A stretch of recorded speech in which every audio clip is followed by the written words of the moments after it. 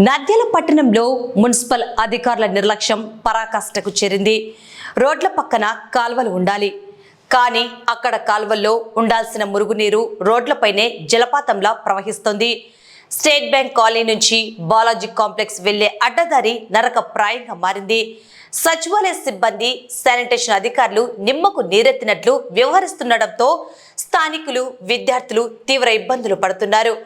అస్సలు నంద్యాల మున్సిపాలిటీలో అధికారులు ఉన్నారా లేరా అని ప్రజలు ప్రశ్నిస్తున్నారు.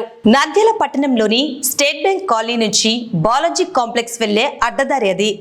నిత్యం వందలాది మంది ప్రజలు, విద్యార్థులు ప్రయాణించే ముఖ్యమైన రహదారి. కానీ ప్రస్తుతం ఆ దారిలో వెళ్లాలంటేనే జనం వణికిపోతున్నారు. దానికి కారణం అక్కడ జలపాతంలో పారుతున్న మురుగునీరే. గత కొన్నేళ్లుగా ఈ ప్రాంతంలో సరైన డ్రైనేజీ కాలువల నిర్మాణం లేకపోవడంతో మురుగునీరంతా రోడ్డుపైనే చెరువును తలపిస్తోంది. కాలువలు లేకపోవడంతో నిరంతరం మురుగునీరు రోడ్డుపైనే నిలిచిపోతుంది. ఫలితంగా అక్కడ ఉన్న సీసీ రోడ్డు కింద మట్టి పూర్తిగా కొట్టుకుపోయింది. రోడ్డు ఎప్పుడు కుంగిపోతుందో, ఏ ప్రమాదం ముంచుకొస్తుందో తెలియక స్థానికులు ప్రాణాలు గుప్పెట్లో పెట్టుకుని బతుకుతున్నారు. ఈ దారిలోనే ఐటీఐ విద్యార్థులు, ఒక ప్రైవేట్ పాఠశాల విద్యార్థులు నిత్యం రాకపోకలు సాగిస్తుంటారు. మురుగునీటిలోనే నడుచుకుంటూ వాహనాలపై వెళ్తూ నానా అవస్థలు పడుతున్నారు.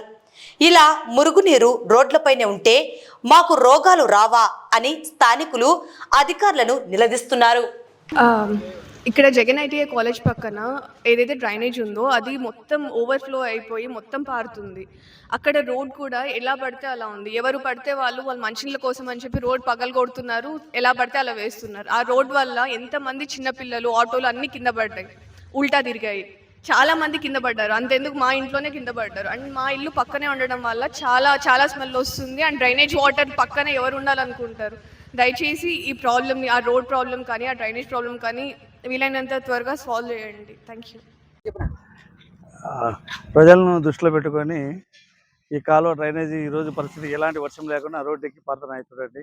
కూటమి ప్రభుత్వం మెయిన్ రోడ్లను తెలుగుగా కొద్దిగా పనులు చేసి ఈరోజు ఇట్లా చిన్న సందులో మాత్రం వదిలిపెట్టేసి ప్రజలు ఎంత ఇబ్బంది పెడుతున్నారు అనేది ప్రజలు గమనించాల్సిందిగా కోరుతున్నాను.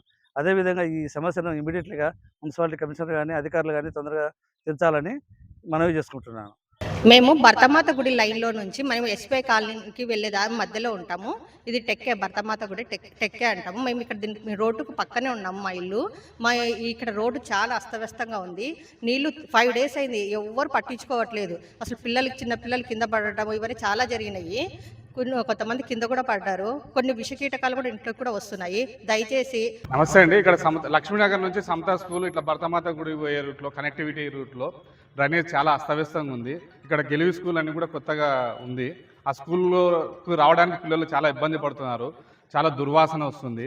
తర్వాత కీటకాలు కూడా వస్తున్నాయి.